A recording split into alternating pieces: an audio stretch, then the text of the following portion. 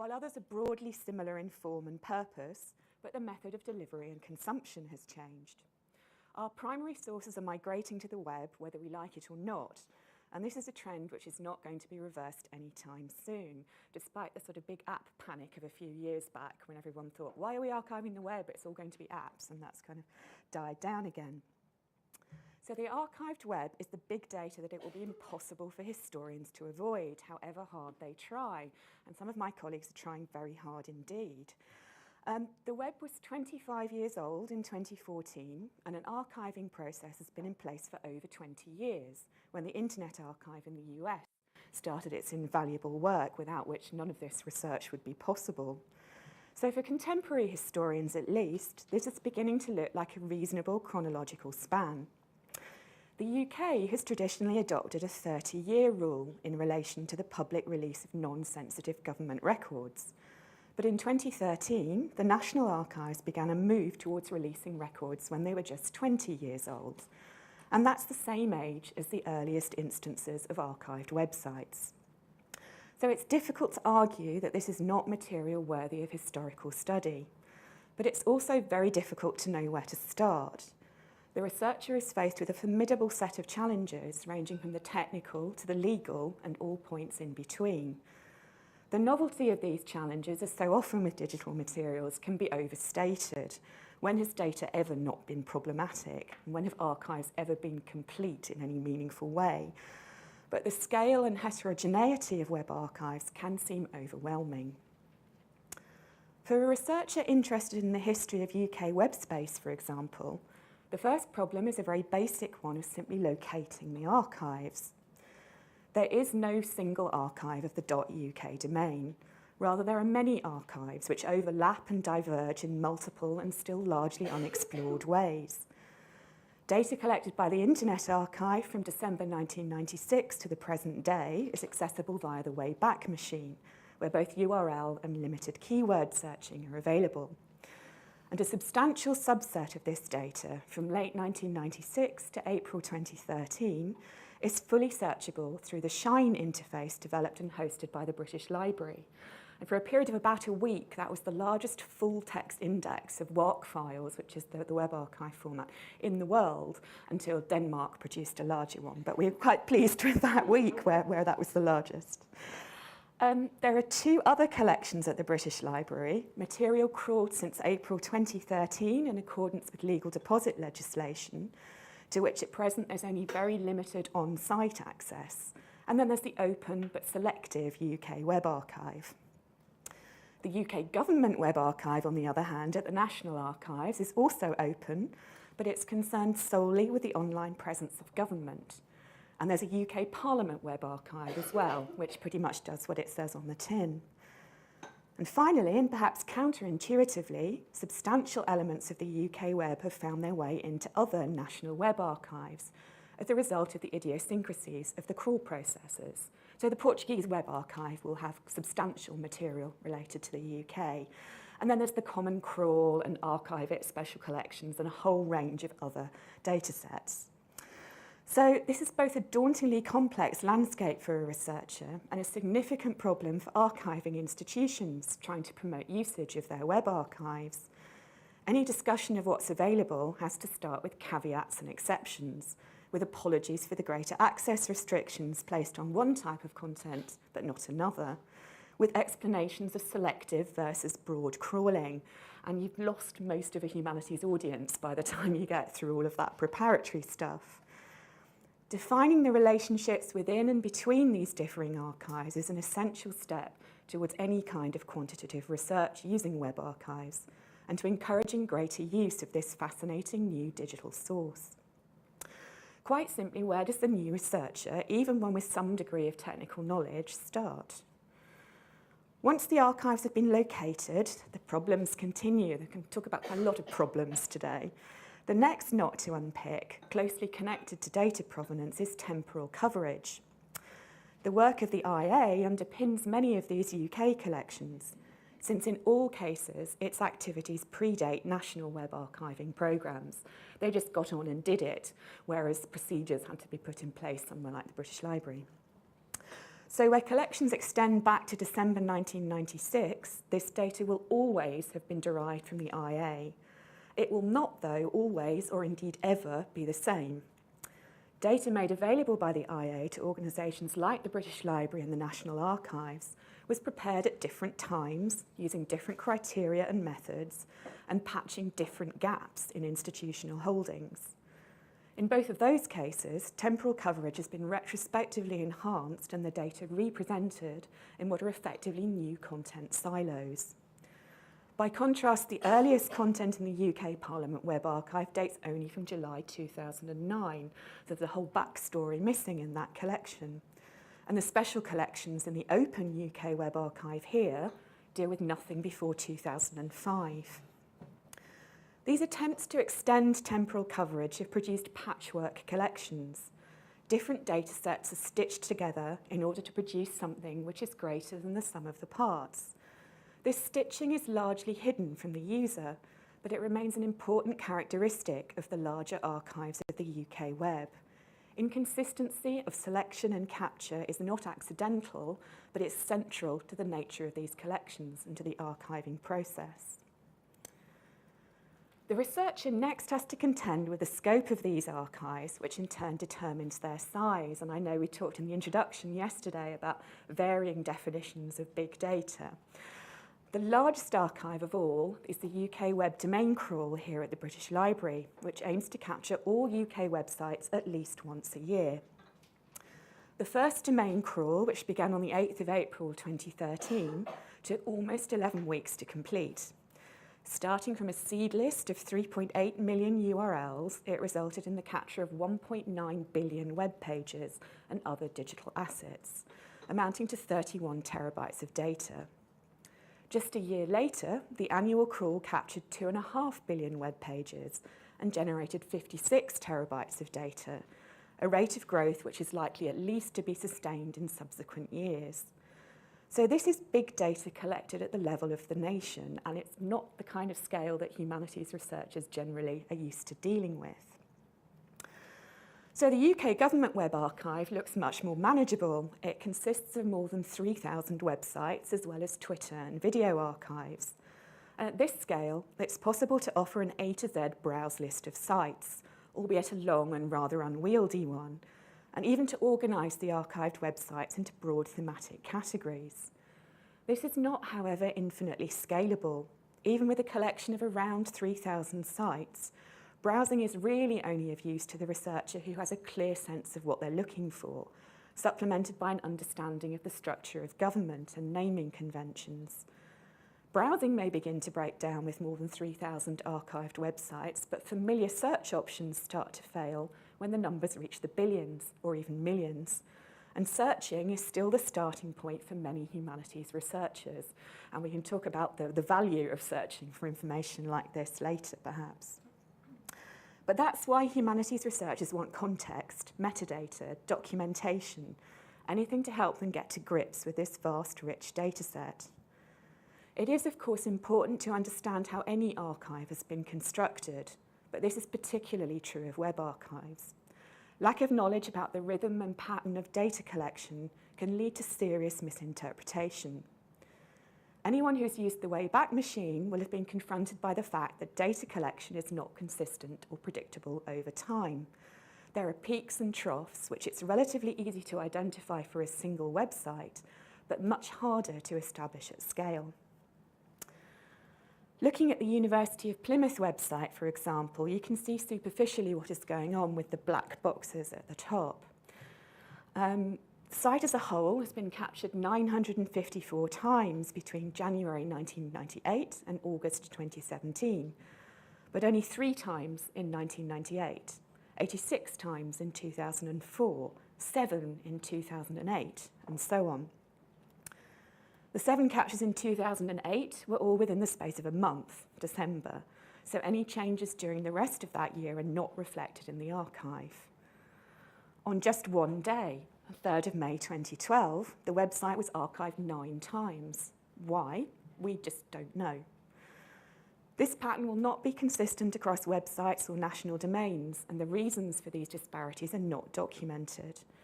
So while a researcher may know that these differences exist, it's very difficult systematically to allow for them.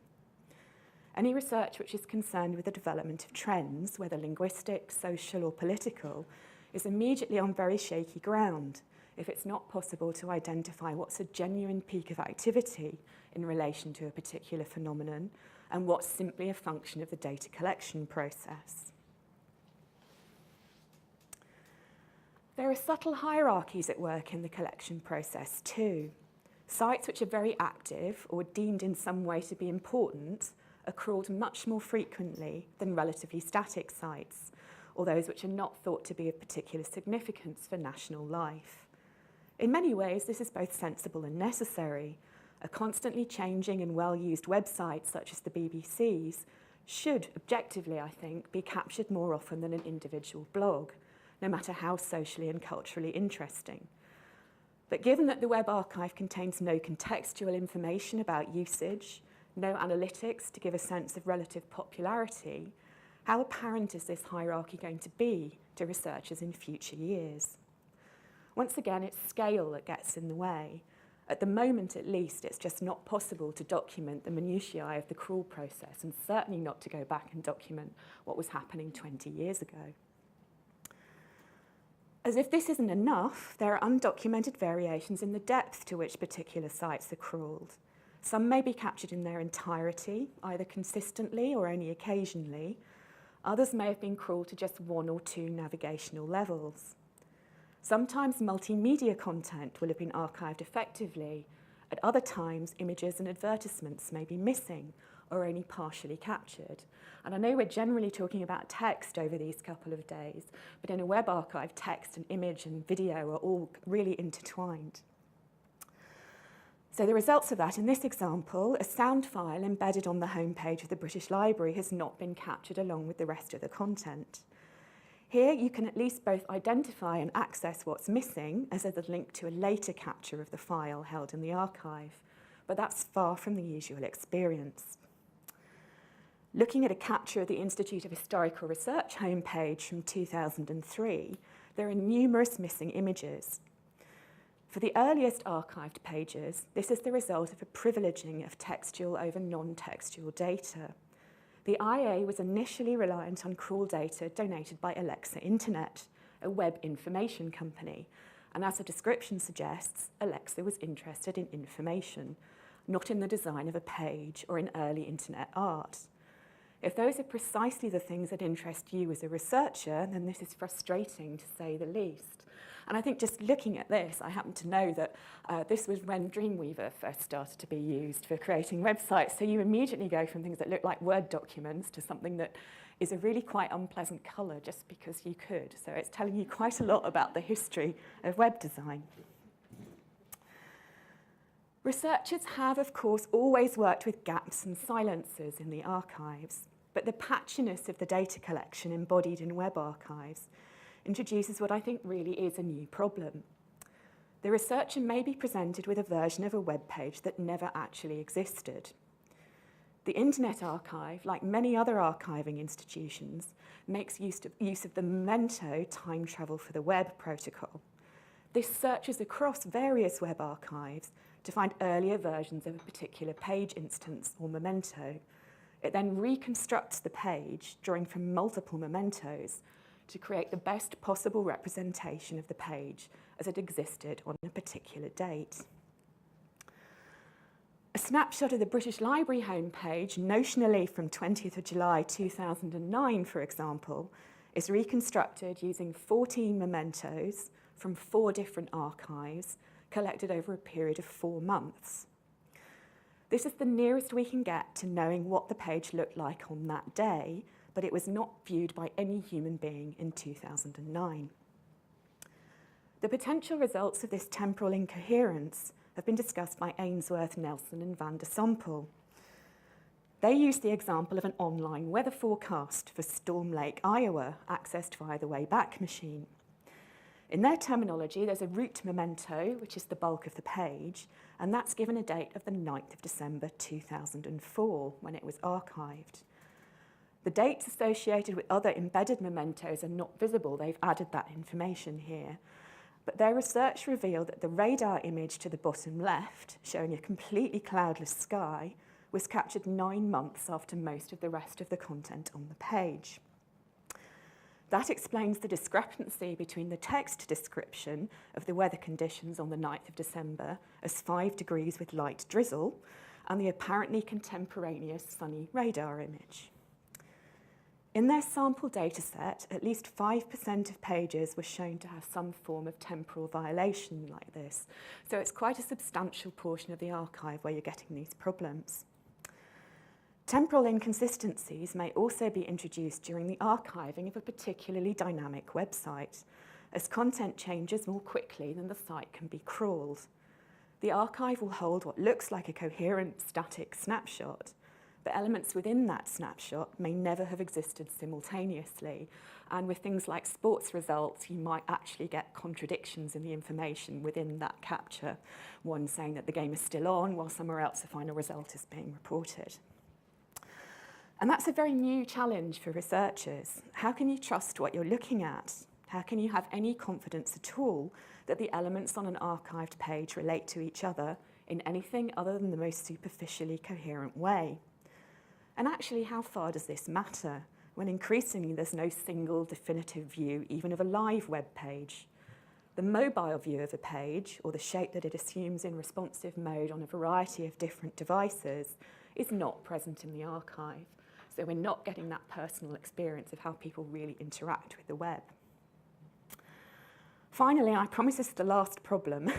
Further complexity is added by the problem of duplication. Websites are crawled irrespective of whether they've changed since the last time they were captured, and this results in multiple duplicates in the archive. Archiving institutions can try to address this by removing identical instances of web pages from their datasets, but this is something of a blunt tool. A page with a dynamically changing date field, for example, which is quite common in the early days of the web, but otherwise unaltered content will still appear multiple times. How do you set the parameters of when something remains a duplicate or is sufficiently distant from another copy? As in so many of the examples I've given today, that particular problem is not confined to web archives or to born digital data. Anyone who's worked with newspapers will be aware of the challenges posed by multiple editions and the reuse of articles by different newspapers and syndication. But the combination of uncertainties posed by web archives is perhaps uniquely challenging for historians. To date, and necessarily, much of the activity around the archived web has focused on the logistics of harvesting, storing, and making available in some form this enormous and growing data set, simply getting it done. But we're just now starting to explore it as a primary source, and we will begin to acquire the necessary skills and develop appropriate methodologies, I hope in collaboration with some of the people in this room. The importance of doing so is obvious because in many cases, web archives are already the only record we have of even the very recent past. The live web is shockingly ephemeral. A 2014 study by Zittrain, Albert and Lessig found that 70% of the URLs in the Harvard Law Review, and even more significantly, 50% of those within United States Supreme Court opinions, no longer linked to the originally cited information. In an article published in PLOS One in December last year, Sean Jones and others surveyed references to what they call the web at large in STEM articles published between 1997 and 2012, and found that 3 out of 4 URIs no longer linked to the content originally cited. They described this as a phenomenon of scholarly content adrift. The fundamentals of our research are in danger of being lost if we rely solely on the live web. Most strikingly of all, and this is a brilliant piece of research, Andy Jackson here at the British Library analysed the UK Web Archive to see what he and his team had managed to archive over a 10-year period from 2004 to 2013.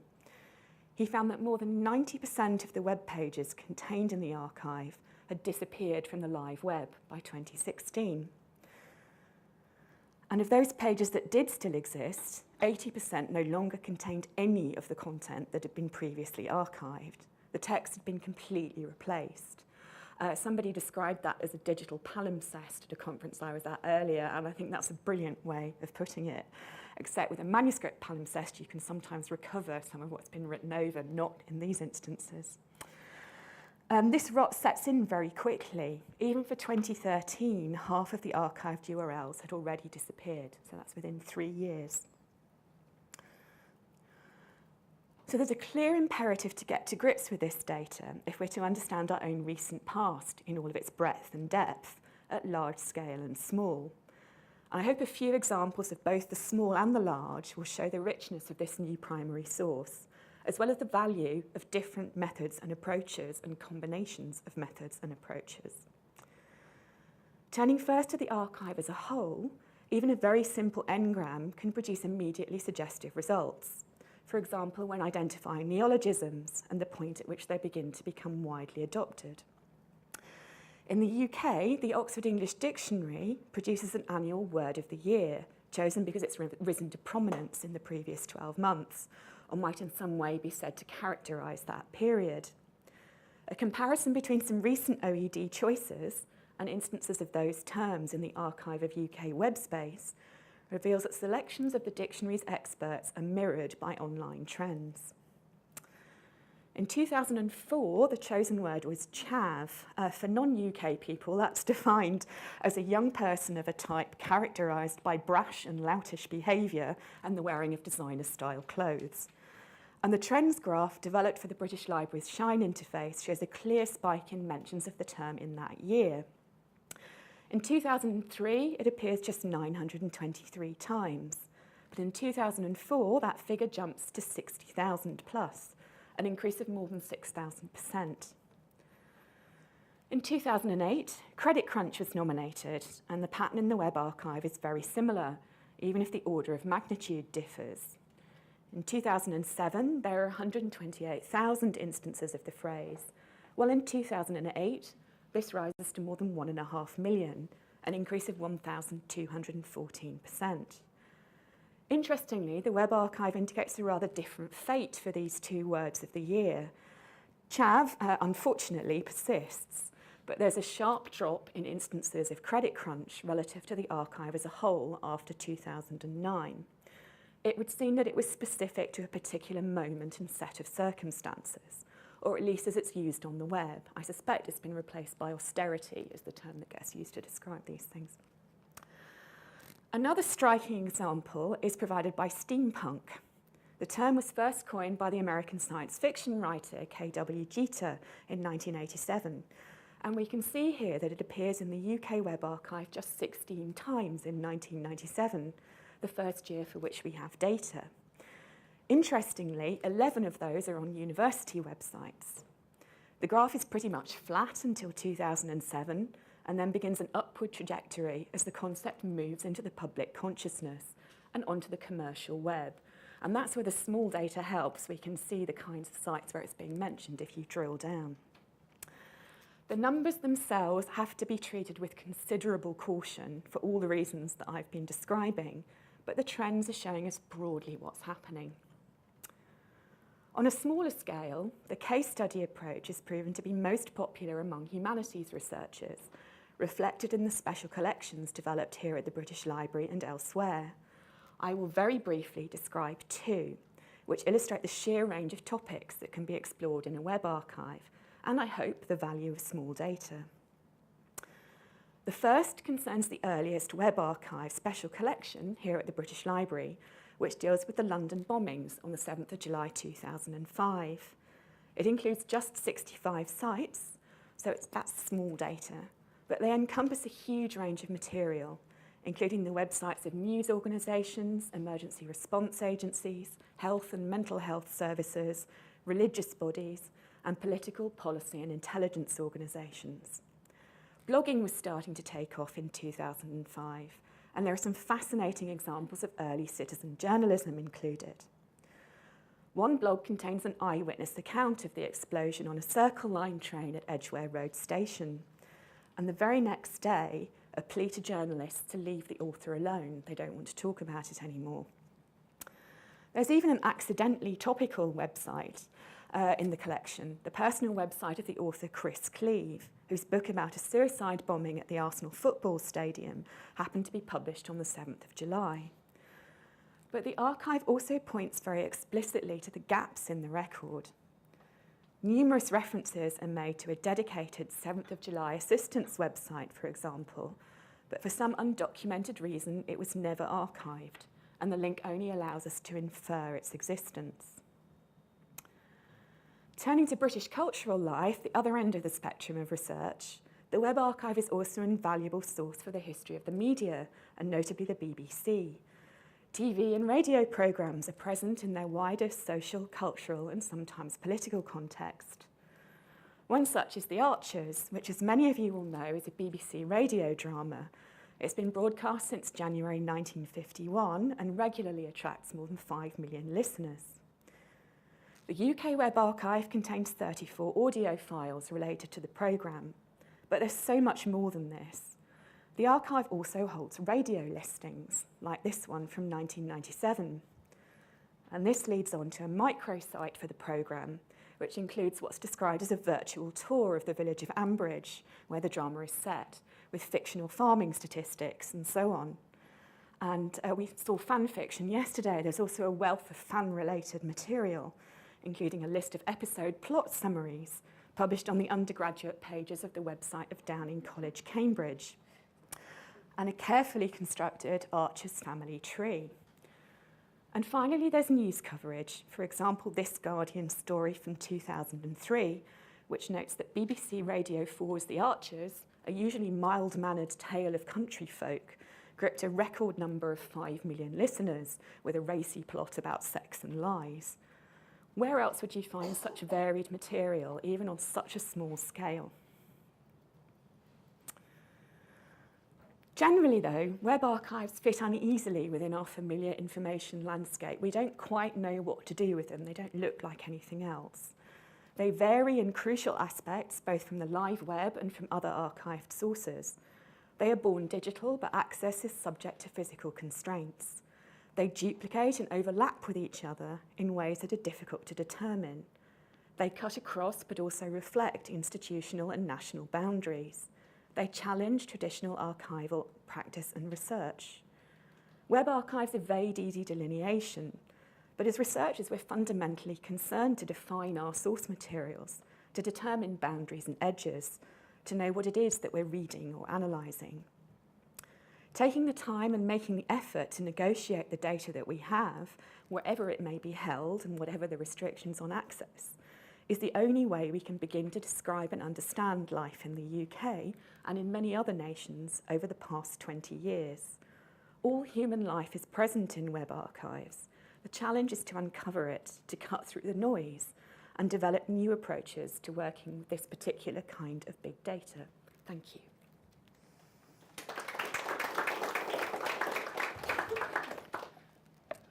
Finished with 1 minute left.